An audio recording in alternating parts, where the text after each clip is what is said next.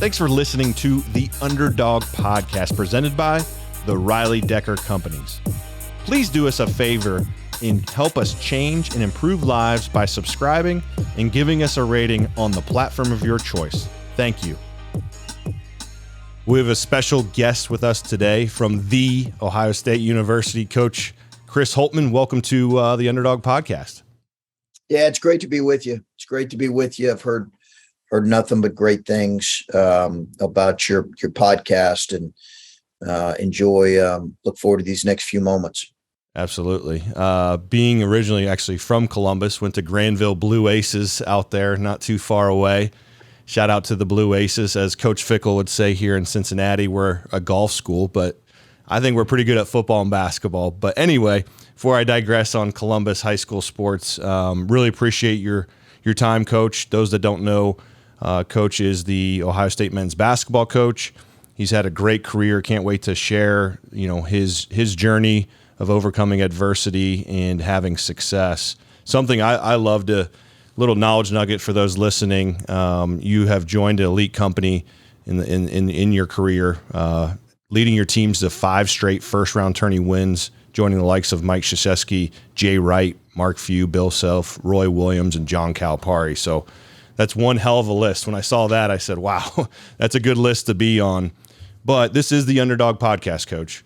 And we really focus on maybe adversity or a low point in your career and or life to get to, being on that list. What would you say is one of those toughest moments to kind of lead off? What is maybe one of those lows, and how did you overcome, to get to where you are today? Yeah, it's a good question, Kyle. I think, probably I'd point to our days at Butler, where we were unsure as to kind of what the direction of all of our careers were going to go. We worked for a great coach who was, we'd spent 1 year working together, and then he became ill and wasn't able to continue. And I think just that uncertainty, and myself and our staff not quite knowing what the next step was going to be, and how to navigate that was a big challenge, and one that I'll point to as kind of a pivotal turning point in our career as well. Yeah, and I think your AD at the time, it said, you'll be evaluated daily. So when you took that job at Butler, which is a great basketball school, you were under, extreme pressure to get W's. And I believe you beat, a top 5 North Carolina team right off the rip. And next thing you know, you're the head coach. Yeah, no, it was got fond memories of that particular game. That was in a tournament called the Battle for Atlantis. And we had gotten off to a good start. The prior year, when I was an assistant, we had really struggled in the Big East. We went 4-14, large part because we had lost our best player to a season-ending injury. So for us, it was really critical for us to kind of galvanize our group, and we ended up going 12-6 in the league play, so 4-14 to 12-6. And I was the interim coach for most of the season, but that particular win over North Carolina, who was top 5 at the time, was a national televised game, and it was really, I think, gave us great momentum heading into the season, and or the league season. And it was a surreal experience going from relative anonymity that you have when you're an assistant coach at Butler to suddenly being on this national stage. And we tried to handle that with the right kind of maturity and approach. And man, our players were incredible. We had a great group of guys and a great staff who really rallied when we all kind of had to just hang on to each other. That was our only option. Yeah. And just years prior, I don't think you were at Butler at the time, but we're playing a national championship against Duke, coming down to the very minute. I'll never forget my buddy played for the Pittsburgh Pirates, and he got called up from AAA or to AAA right before the season. And he calls me. He goes, "Hey, what are you doing tonight?" And I was like, probably watching the national championship at my house. And he goes, "Well, why don't you come on over? My agent got tickets to the national championship." I was like, "I'm there." I'll never forget going to Lucas Oil Stadium and sliding into the national championship and watching that game, which was incredible. Gordon Hayward and company. And, you know, a couple years later, you're the head man, right? And something I found interesting, Coach, you know, before the Butler in that pressure and in those moments was going back to Gardner-Webb, being a head coach and then taking an assistant job with Butler. And I know that's not an easy move by any means to go from a head job to an assistant job. Can you kind of walk through that decision? And someone that's listening to this, a lot of people are in the business world. That's a career move that a lot of people might be listening and say, well, why? Why did he do that? Can you kind of define that and maybe help some others that are going through that transition? Yeah, for sure. It would be comparable to, you know, maybe owning your own small business and then going and working for a large company in hopes of one day being able to run a larger company, and feeling like you want the challenge of what it would be like to run a larger company and all that comes with that, and knowing that you may not be able to get there in your current situation. And I think for me, you know, that's kind of what it boiled down to. I had incredibly grateful for the opportunity I had to be a head coach at a smaller Division I school, and still have great feelings towards that place and that particular AD who hired me at Gardner-Webb. But we were able to elevate the program in 3 years and get it into a much healthier and better place. We went from a massive rebuild to year 3, having at that time the best season they had in school history. So we felt really good about what we were doing as a staff, but I just, you know, I felt like there was a ceiling to what we could be, and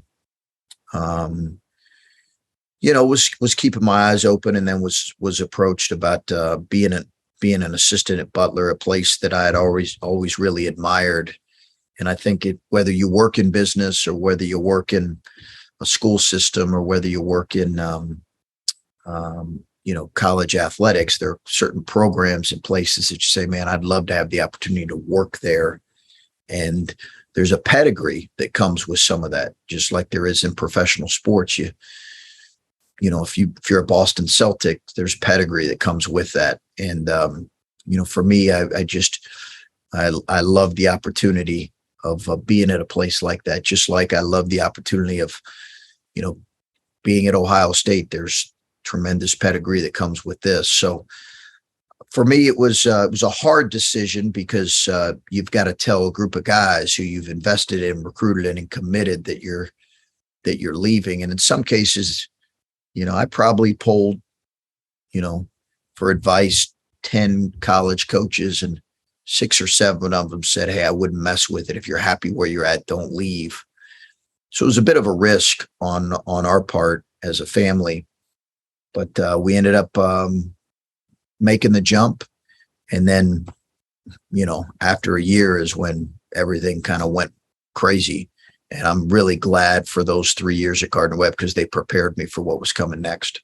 Yeah. Would you say kind of those big goals and aspirations? Like, I grew up in Columbus, always wanted to play at Ohio State, ended up playing at Miami. But you grew up outside of Lexington, Kentucky, which is obviously a big basketball area, Nicholasville, not too far for where I'm headquartered. Know how big basketball is in Ohio, Indiana, Kentucky. But growing up in Lexington, I believe a UK fan, was that always something like, hey, being on the biggest stage where you're at now at Ohio State, was that always obviously as a goal, like for us as a staffing company, want to be a top staffing company in the country? Did you feel, just kind of reviewing what you said, you know, taking that step, even though someone might say going from a head job to assistant job, but going to Butler was the appropriate step, obviously, now to get to the big stage? I did. I just felt like I wanted to coach the elite athletes, the best athletes I could coach. And I wanted to challenge myself with that. And if that opportunity came my way, I wanted to take advantage of it. And there's a risk because it's, there's maybe a little bit more security at some of the lower levels. But if you're coaching at a Butler or an Ohio State, those are two power programs who are, there's an expectation. And I think for me, it was the challenge of what comes with that. And I've not been ever, afraid of taking risk in my career. And I think there's a bit of that that's kind of required. If you're going to navigate a career, you do have to be willing to take some risk and to believe in what you feel like you can accomplish. And I'm not saying being at one place for 30, 40 years there's real value in that too. But I do think there's a risk-taking element that's important as you navigate your career early in your career. Absolutely. You were a baller yourself. I know, looking back a little bit, playing at, I know you played at two schools, but finished out at Taylor. And so I know you just turned 50, it looks like last November. Is you still putting up buckets and still getting shots up with the guys, or I wish, I've had a lot of conversations, like Ryan Day and I've had a lot of conversations about, we just don't do stuff like that anymore because we know an Achilles snap is going to happen within the first 10 minutes of doing something like that. So it's our greatest fear is we're going to be wheeled around on that little cart when you tear your Achilles. So no playing. Love exercise. It's important for mental health, but hoops is not a part of it. Yeah, no doubt. Well, speaking of Taylor University, I know you talk about Coach Paul Patterson quite often, and you're quoted as, I think the core of who I am as a coach comes from him. Can you talk about the impact of Coach Patterson? Yeah, Kyle, I think we always have those people in our lives who kind of push us to be something that, we're not sure we can be. I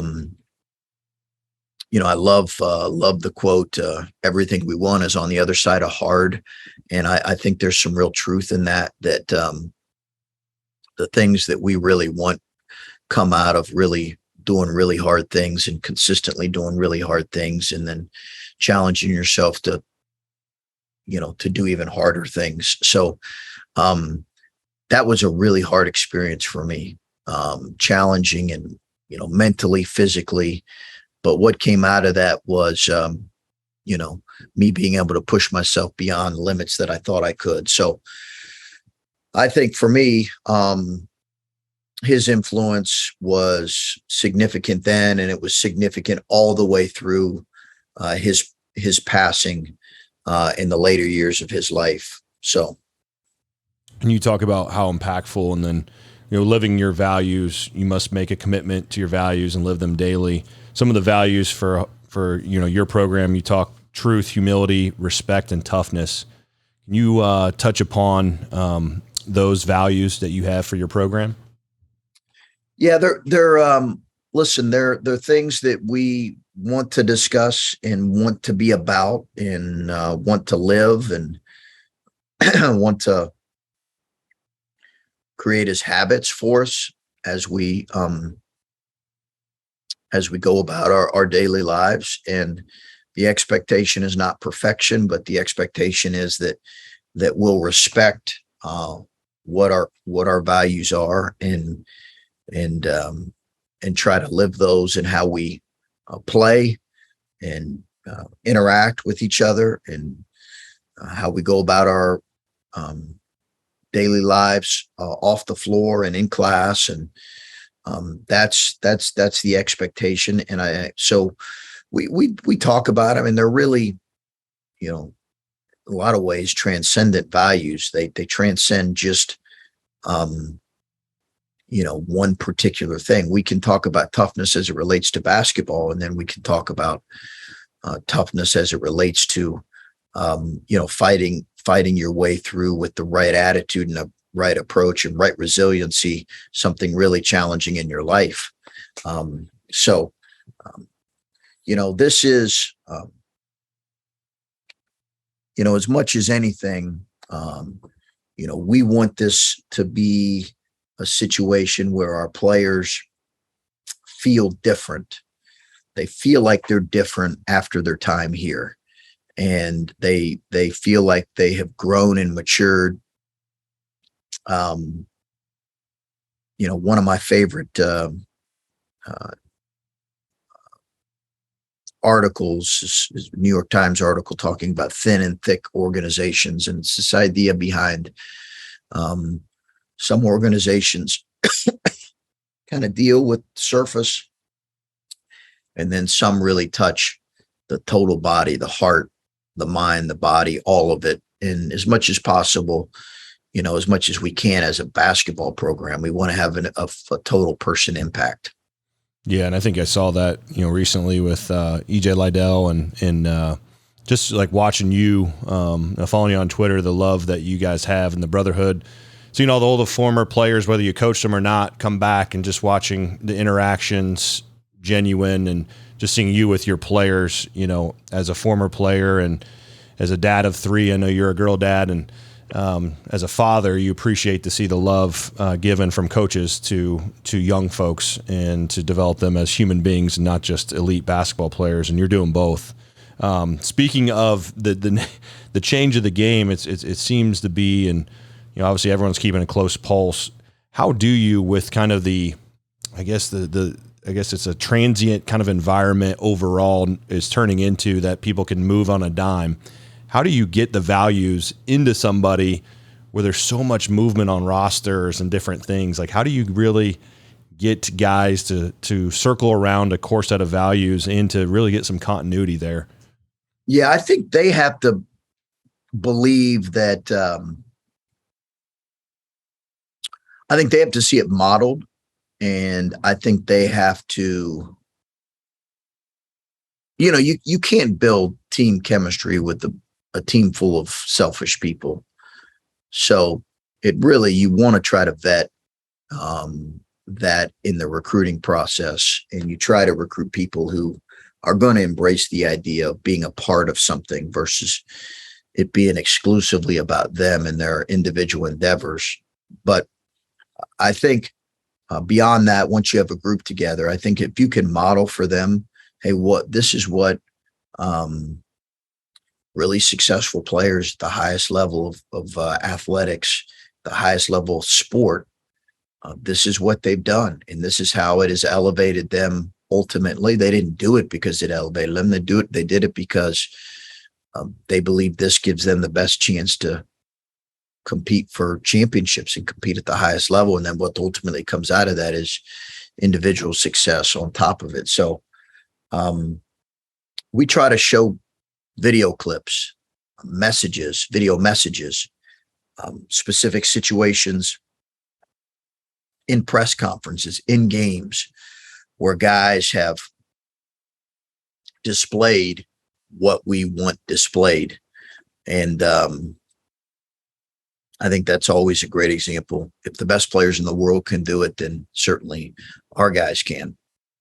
Yeah, and I think something that Coach O, who I have a close relationship with, who was on the podcast, former Miami coach, who's now assistant coach, he said just human development is something you believe in. Being a learning leader. I know you listen to podcasts. Hopefully, you listen to the Underdog podcast now, at least one or two of them. I will. All right, there we go. Yes. Hell yeah. I know you get some exercise in and listen to podcasts or some audibles or reading books, but what is, your drive, what are some of those things, as Ryan Hawk would say, who's a mentor of mine, you've been on his podcast, you've never arrived, you're always becoming.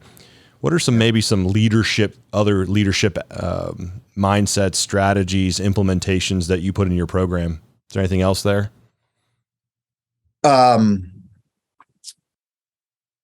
You know what? Repeat the last question, if you would.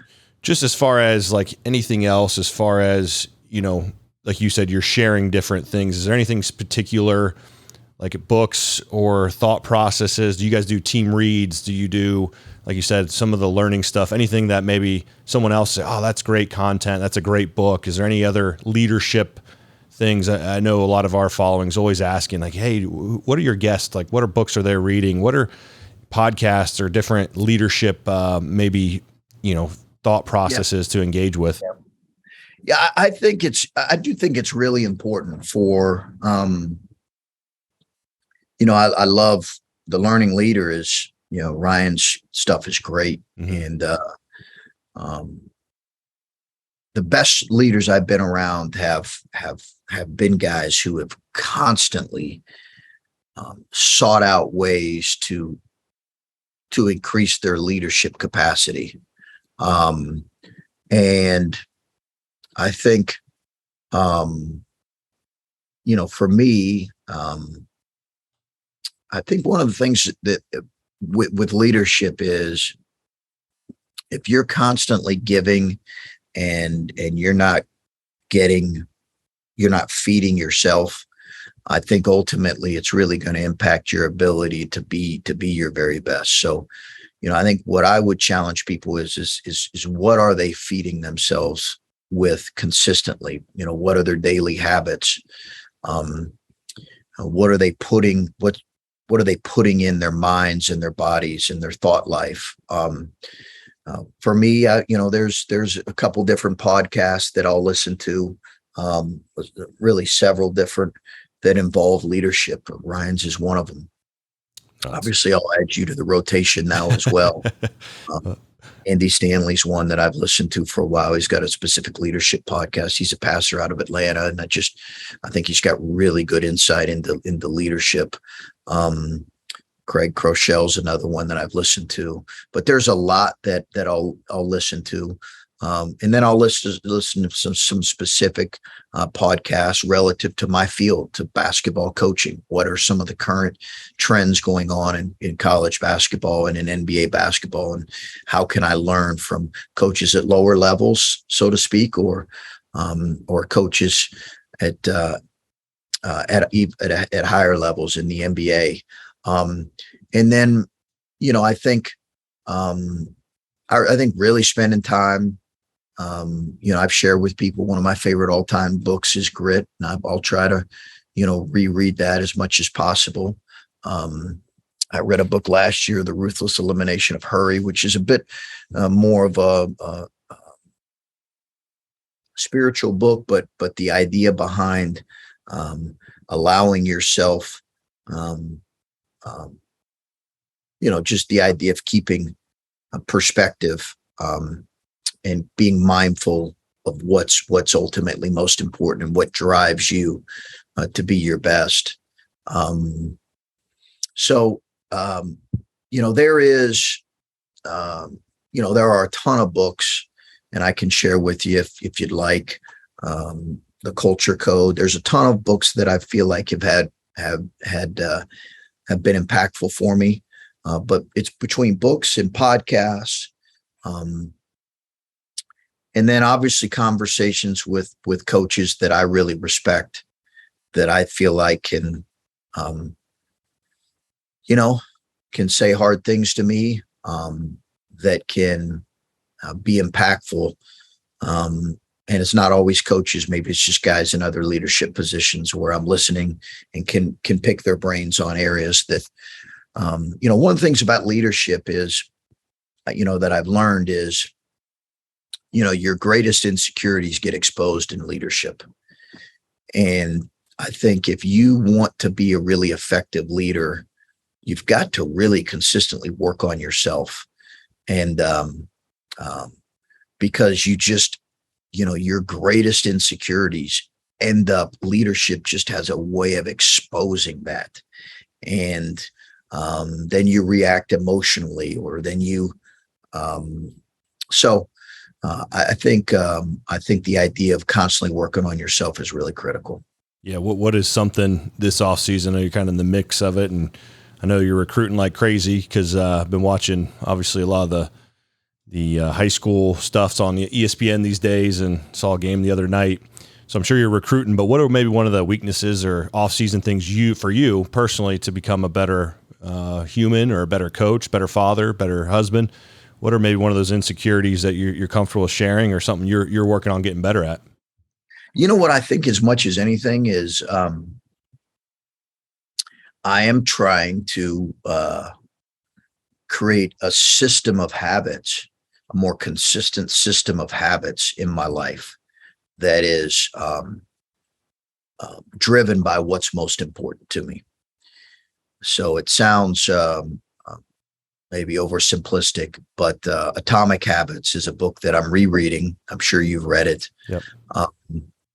I'm rereading it, but I think there have to be certain systems in your life where you're saying, you know what, this is what's most important to me. Maybe it's date night with your wife, or maybe it's an hour of reading a day, or maybe it's, you know, I'm not coming off a half an hour of exercise a day, or maybe it's, you know what, I'm going to limit my social media to 45 minutes a day, or whatever the case may be. So I think for me, what I'm trying to do right now is create a system of habits that I can consistently that can consistently be a part of my life. And I think incorporating them, and because I think that's going to help me be my very best. And when I get busy, and when my schedule gets hectic, and or when I just become less disciplined than I'd like to be, I don't, you know, I just don't feel my best, if that makes sense. No, I love that. Appreciate the transparency there. And I just became a girl dad, and my daughter Reese was born. She just turned 1. I believe you have a daughter named Nora. Any advice in the realm of fatherhood, in especially with being a girl dad? You know what? I'm at this stage in my girl dad life where pretty much every morning, my wife, who's awesome, and my daughter, who's great, as I go down in the morning, I hear shouting matches. They're at that age where they're just mom and daughter butting heads. So my first piece of advice would just be brace yourself for that. These next 10 years, just brace yourself for those moments. But I think I don't think our daughters can hear enough how much we value them, and how much we love and care about them. Because I think, I just was reminded of that the other day. Like, I just, I want my daughter to feel beautiful inside and out. I want her to, in everything in society is competing for her attention, and is pushing her in ways that are concerning. So I just want her to feel really, really special inside and out. And I think that affirmation has to come from dads. I love that advice. I really appreciate that. I need everything I can get being a learning leader. I got 2 boys. I tell you what, that's right now. Reese you got 2 boys too? Yeah, 6, 4, and then Reese is 1. And right now it's World War whatever every day in the Decker household with the boys battling. But I feel bad for Reese coming up. She's got 2 brutes in front of her, but I guess they can protect her too. So maybe that will be a good thing. But really appreciate. Last question, Coach. Where do you see the future of your program? And always love to know where you're visualizing the Ohio State program and yourself moving forward. You know what? I love where we're at. I love how we've recruited. I feel like we've set a real baseline here of success, Kyle. That's hard to get to. It's hard to be a tournament team every year, and yet at the same time, I think and appreciate the fact that we're hungry for more, and the challenge for us is getting to this next step as a program. So I love where we're at in terms of our recruiting. I just signed a long-term extension, a 6-year deal that I'm really excited and grateful about to be here. And I think the best is ahead of us here as a program. So we've had some really good moments, but we know there's a lot more that need to be accomplished. And It's what our focus is right now. Is, we talk a lot about focus on the bricks, not on the wall. That's really been the challenge for us, is brick by brick, keep building this thing into a situation that can consistently compete for championships. Yeah, no, I love everything about that, and really appreciate your time, Coach, today. I know you're really busy, and like I said, you're formulating those habits, and I know the listeners and those that are out there listening to this will really appreciate it as well. So on behalf of the Underdog podcast, thank you for your time today. Absolutely. Great being with you, and look forward to listening to your podcast. Thanks for listening to the Sounds Underdog podcast presented by the Riley Decker Companies. Please do us a favor and help us change and improve lives by subscribing and giving us a rating on the platform of your choice. Thank you.